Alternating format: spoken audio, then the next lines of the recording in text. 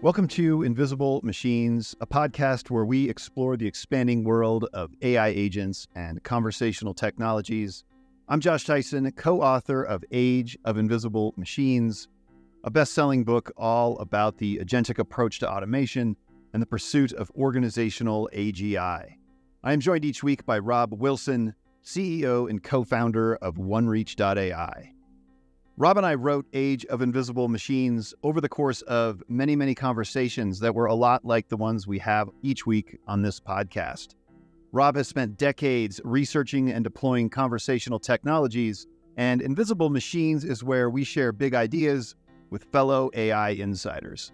We're continuing these conversations in partnership with UX Magazine because attention to experience design is critical to the proper deployment of AI agents or invisible machines. This week, we're talking with Jieun Kiaer, the Professor of Korean Linguistics at Oxford University.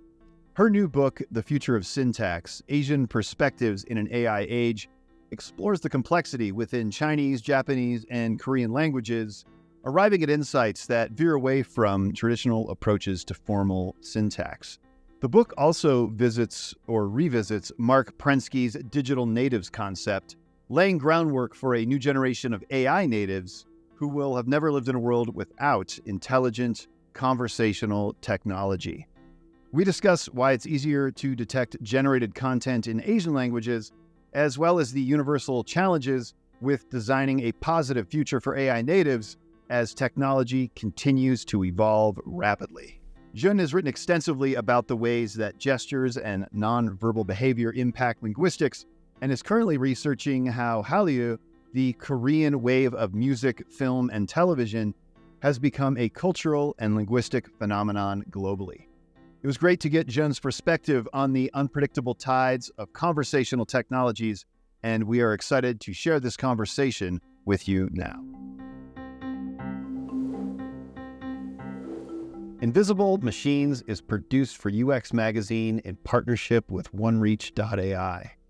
Named a leader by every major analyst group, OneReach.ai's Generative Studio X platform was built specifically to facilitate the no-code orchestration of AI agents. GSX is trusted by global giants like PepsiCo, PwC, Deloitte, and DHL, but anyone can experience the level of agent orchestration we talk about on this podcast through interactive demos at OneReach.ai. Now, on with the show.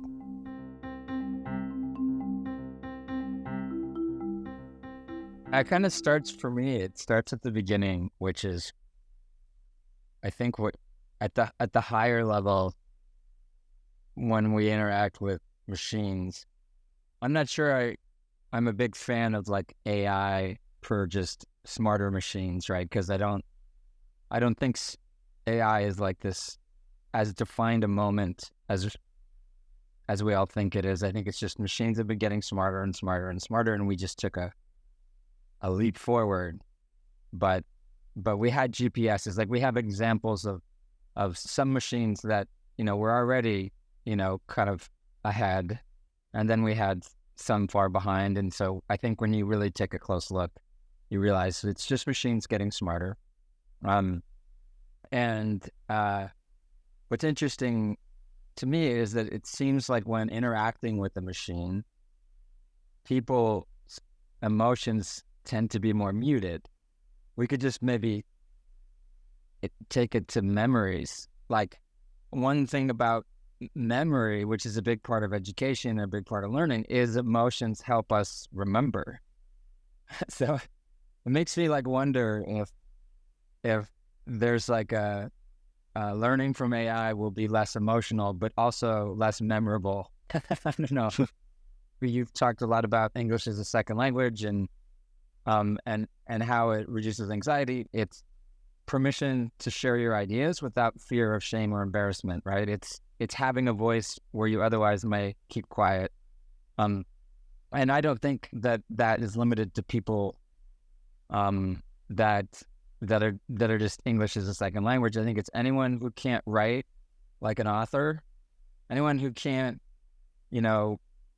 just basically do what Josh does.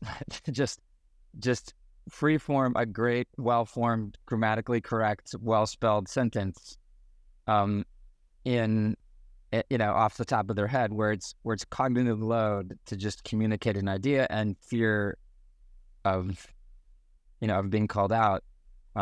So now you have this world where people are less afraid to share ideas. It doesn't mean that it's all about second language learners, but it happens even if we are speaking in our own language. It's always tricky, complex, and for these people and for the situations, actually AI could take away the burden and then make it, and when it's to do with a lot of practice, gives them free platform for them to use and to flourish. But I think it's also we have to. I'm sure that we'll talk about this later, but I think that actually you have to be quite careful what to give and who to give. For example, like I just think about some scientists who are full of ideas and got experiments all done, but not really sure he's a writer, and that's quite useful to have sort of AI help to bring the idea and all he has got into the production relatively less, not using too much time. I mean, I think it is kind of a waste of time if you're really into science. You are a scientist, but spending so much time in revising, making the paper into the format that is required. Right. But at the same time, I think so I've been to South Korea. I was in Korea during the summer, and they're using Word First AI digital textbook age, starting from 10 years old. So they are going to the way how they teach, just because AI compared to digital textbook, the way AI works is kind of you can tailor-made. Like all these activities, what they like, actually, you can make it based on their interests, and you can, you can also see how that person. So you can tailor-made for each person. So this is really fantastic. But then I was really, also that helps the teachers to not to be overloaded. I mean, about the classroom with everyone with different needs, but one teacher, but could. Help to somehow develop them to, ideas and contents as that actually suits them, and they can, flourish, and the teachers can encourage and monitor. And there are different roles. I think it's so clear that teachers in our time actually have to make sure that they are taking on new roles. They can't just say we're going to be the same. Teachers resistant to anything like digital or AI or for sure after COVID, because they have to. Simply, I interviewed so many teachers, and the reason why they don't like it because they're given a amount of time that they have to work, and normally they're not paid more by doing this, and right. learning new things actually and delivering it means they have to spend more time. They're already very overloaded, and they have to do. If you have to do something extra. And that's not really great. But kind of going back to this question about children, I'm slightly worried because actually ChatGPT and so on, all this sort of large language model, it's kind of becoming easier and easier to use, and the kids love it. It's just great point. They can think more and write more. But nobody knows what it would be like the long-term impact for this use for them to learn interacting with non-humans. I mean, no emotion is great sometimes, but if you kind of learn, maybe your default communication is with the AI. I mean, let's say you spend more time in writing, talking with the AI than humans. I think bring a lot of problems, and we don't know what that would bring. What kind of impact it will bring to them. Yeah. Cognitive, social development, and so on, and neural development. Whether their prefrontal cortex, whether they not be able to even think something complex. They have to always think about some word, and then they don't know how to even make things as develop it as complex thought. We kind of wonder maybe they can, but we all kind of we grow up with the human to human interaction, and we learn language. We AI is new. So we have solid foundation of human-to-human communication. We, full of empathy, full of emotions. These new generation, I found they are, a very much like sort of born with this AI and, new digital devices. I don't know whether you know this gesture. Every kid knows what does it mean universally. Yeah. Like reading, we read books like this, but nowadays this is their default skim reading. And the classroom, is such a fascinating place to think about AI and like the technologies involved with AI because, at least in the U.S., most classrooms are all kind of set up for a specific style of learner. There's kind of a lot of memorization and testing, and certain kids really thrive in that environment, but then a lot of kids really don't. And it seems like a lot of the teacher's time is taken up making sure that the kids who don't thrive in that environment are catching up. It's easy to see how generative tools could be detrimental to a classroom environment if kids are just using those tools to write all their papers. But if it becomes more of like a learning ally and, the teacher's there to kind of, use AI to help create focused lesson plans for each student's learning style, then that becomes something different. And I think, the digital native concept is interesting because I feel like we're still trying to figure out how to integrate the hallmark tools of the digital native into a classroom setting. And so now we're faced with this concept of AI natives that you've come up with that, there's a lot more gray area. There's a lot more that we don't know about how it might evolve. And it's all kind of changing quickly in the moment as these, I guess a lot of the kids that are using these tools are still technically AI immigrants, but they're sort of the ones figuring out how this is going to take shape. I think one of the hardest things to think about is that AI machines in general, smarter machines in general, and the fact that our dependence on them is just increasing. It's, when you think about what education is and you think about our responsibility to young people, it's to prepare them for the future. It's not to prepare them for the present. And we think a lot and talk a lot about preparing them for the present. I think we often imagine that we're going to freeze time, and we imagine that they will live in a time that's like this, and then we ask ourselves if they're being properly prepared for now. But they're not going to live now. They're going to live in the future. And that future is going to be so radically different than now that you almost feels like you almost have to carve out what the future looks like first. And maybe it's like focusing on what won't change, right? Because it's easier. And saying, okay, what are the things that won't change in the future? And then talk about whether the implications to this technology will affect those things that won't change, right? And how it'll affect the things that won't change, like our need to feel emotion, right? Am I worried that kids are going to get addicted and stop wanting to feel emotion? No, I'm not worried that kids are not going to want to feel emotions. They're born with a desire to feel emotion, some more than others. So I'm not worried that they won't want emotion. But am I worried that they'll get it from other people, or will machines give it to them? Maybe, but maybe not. Maybe dumb machines give our kids what's unhealthy, and that's what we're interacting with today, dumb machines.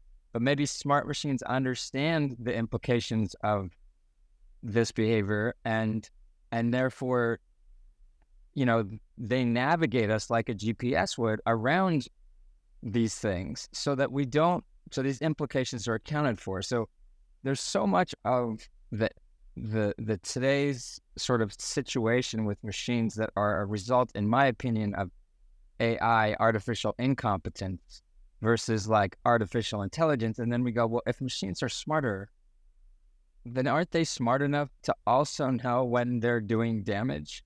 Like that's the one most interesting thing about this technology is its ability to inspect itself. that is, because we go to this idea of objectives, right? We don't write instructions, we go to objectives and we give them objectives. We can change the objective to be not to do harm. This is something that we can't do today with technology when we're doing if-then statements, right? Because this is too complicated. But with machines, we can say, provide content, but don't provide too much, and don't do this and don't do that, and be aware of negative consequences.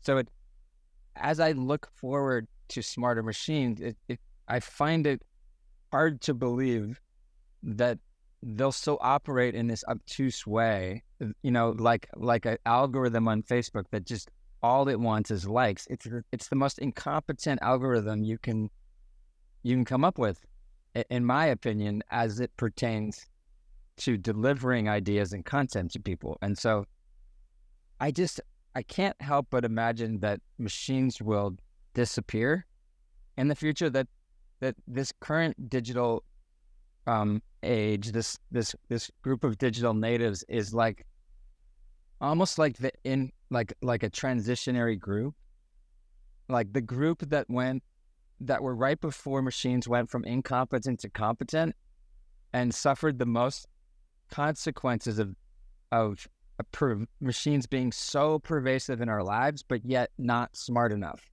to be responsible. So it's sort of like, now it's like the age of smoking, when they didn't know it was bad for you, and like babies are in cigar rooms, and like that's what we'll look back at our kids and just being like, oh my God, like we put these dumb machines in front of them, right? Like, how irresponsible are we? But then in the future, these smarter machines will remove themselves from the situation if they're not smart like this. And I think, okay, will companies, like they can today, manipulate people through creating smarter machines? Will smarter machines manipulate people? But then I look at how this is getting adopted today, and I realize, no, it's the students adopting faster than the teachers. It's the employees and customers adopting faster than the companies. It's not the other way around. So I really believe that AI will be adopted. We will adopt it to protect ourselves from abuse, and that it will be intelligent enough to do so on our behalf. And when I look at Facebook, I think I saw Bill Gates' daughter say, I wish I could adjust the algorithm. I wish I could modify the algorithm on how content's decided to give to me so that I could, make sure that it was more, let's just call it healthy. That's not the words, but to get content that's more desirable and less negative, because she feels like she has no choice. The content is delivered to her and she has no choice.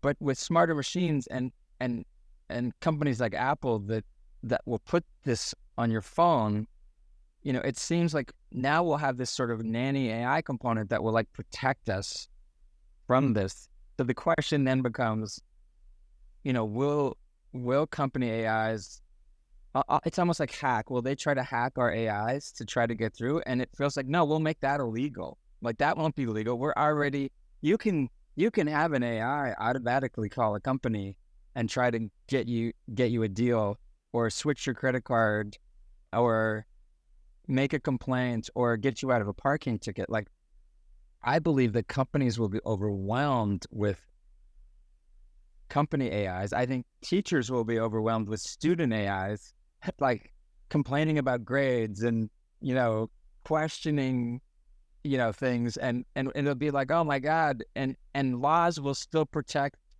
them, but who's going to protect the company from us? Anyway, that was a long, that was a lot of ideas packed in there, but I just wonder if we're just too static in today, and we go, well, let's like architect tomorrow first before we decide whether it's going to be positive or not.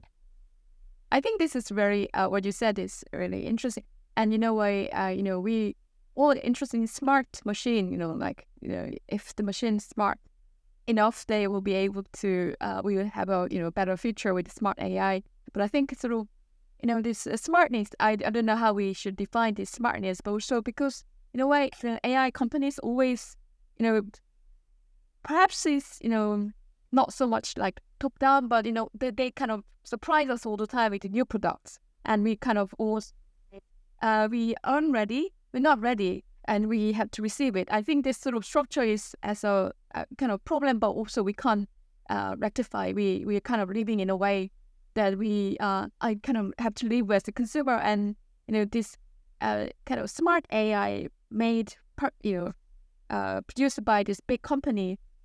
Perhaps, for them, of course, they trying to have more ethical perspective and so on, but in a way, the profit is there, and, the goal. And I think it's sort of it's a bit sad that we are in this group that somehow we have to, we're using it, and we can't just not use it. We are like the whole society is entering into AI, but then who is, has the key. The power to change is not in anywhere, our teachers or like our governments or, the NGO, but it's our companies, it's just the power. And I think sort of what we really hoping is perhaps rather than a smart machine, the smart machine, but what we really want is for our future, not only for ourselves, for our children, as more reliable AI, trustworthy AI, because the smart AI is getting smarter and smarter, and also it's becoming like human, as you know, like deepfake is big thing, and it's just, we kind of horrified by the fact, but actually it's happening all around the world, and it's very hard to also to kind of to deal with it, to control it, and then beginning of this sort of large language model becoming so accessible. I'm thinking whether at least we should have some kind of color band, like, saying it's not about technology, but probably, see, young children, if they can think about sort of faking something as they kind of play, and if they do it, and they, it in a play, but it could harm and it could, destroy the society. But why it's all open to everyone, and they can use it.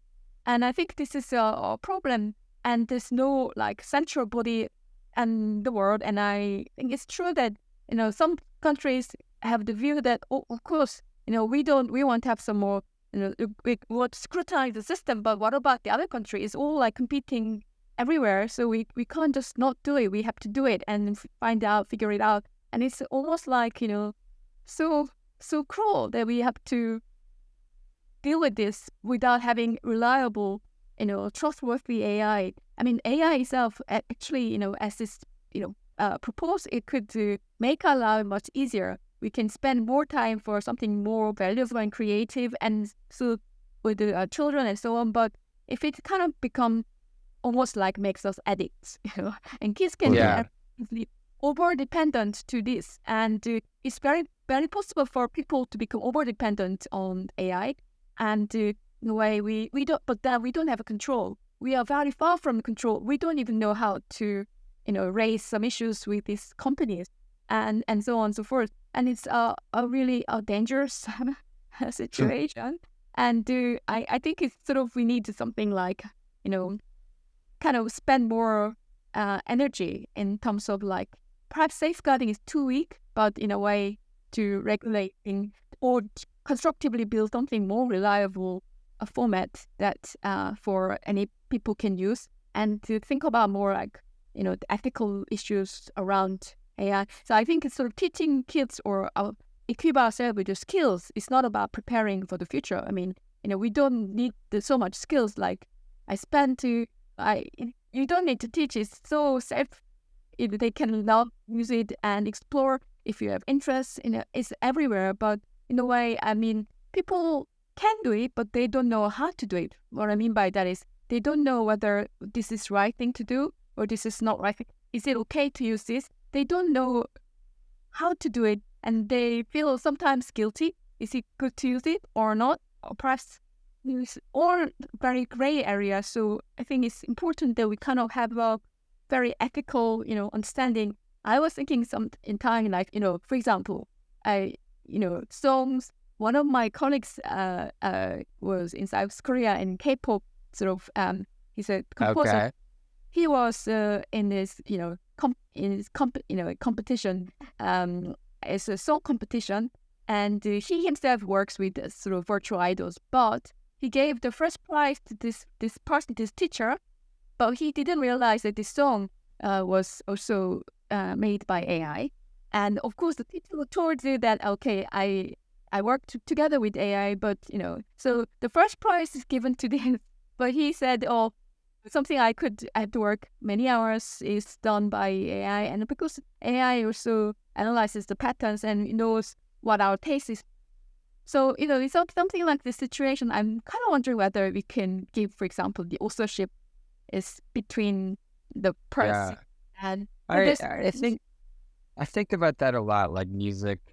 I'm a musician, but again, like, you got to know what music is before we can decide if AI or smarter machines making music is bad or good. And to me, music has two key components. Yes, there's the neuroscience of it, like the prediction and the beat and our, that whole, concept of active inference where we're, the more we listen, the more we can predict, and the more we get this reward for predicting correctly and more free energy, right? There's that sort of neural component. But I think there's another component that's more about not feeling alone. When we listen to music, we listen and we connect, and it makes us realize that our feelings and and the things we experience, that we're not the only ones, right? AI can't do, like, it's just by the sheer fact that it's not a human. Like, this song is a vehicle and it's a language between two humans. So to suggest that I'm going to call my mom, but an AI can replace my mom on the other end of the line, it's a crazy idea. No, like, I'm not going to have a fake conversation with my mom in the future unless she's maybe not around anymore, in which case, what's wrong with that, right? Because I can't have one with her, so it's just entertainment. But this idea that I hear a song and someone's lonely or upset about a breakup, and that connects with, like, I'm a teenager and that connects with me, and I think, oh, well, if this person that everybody admires also feels like I feel, I'm not alone, right? And if and that's the story behind it, right? It's the story they've created, first of all, a fake person. Like, let's be real, these artists don't have real personas online. These are fake. They have fake names, they're fake people. It's not who they really are in life. And it makes us feel good because we're connecting with another human being. So I can imagine that AI may help an artist, like you said, just like language, right? Help people express themselves in a new way that they couldn't because they're not musicians, and that's fine.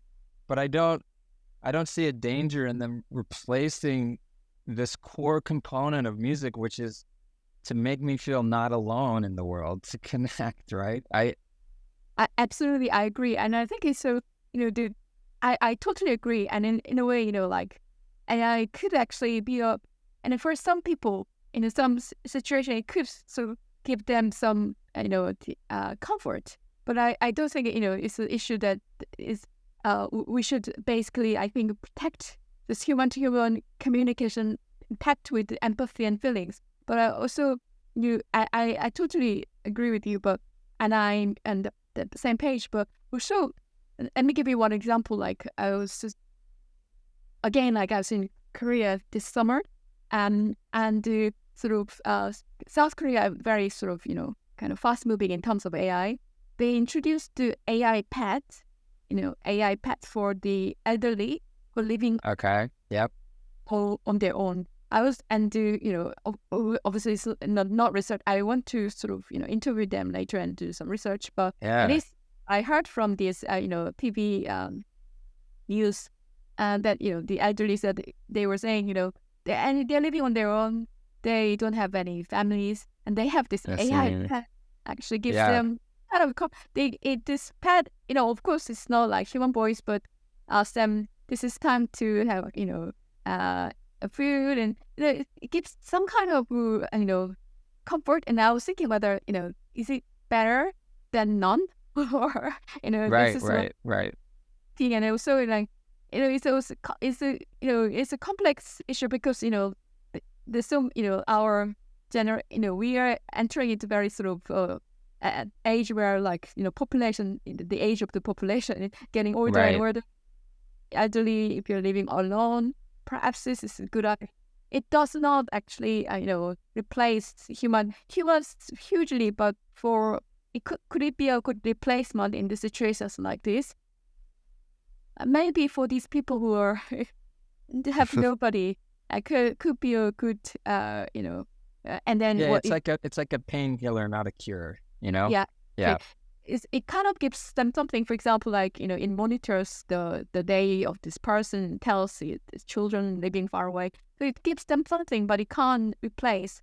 And then another example that I was sort of thinking about, I mean, maybe extreme example, but as you know, like our first, if every linguist is obsessed with language learning. If you're kind of exposed to multiple languages and on your birth and for an age, then it's more likely that you'll be able to speak those languages. And it's also that like the people could use AI in a way those very I say zealous parents to teach the language, because learning language later period of life is difficult, but if you're of course learning in the early period is relatively easy. So you could just give AI sort of robots for them to learn different languages.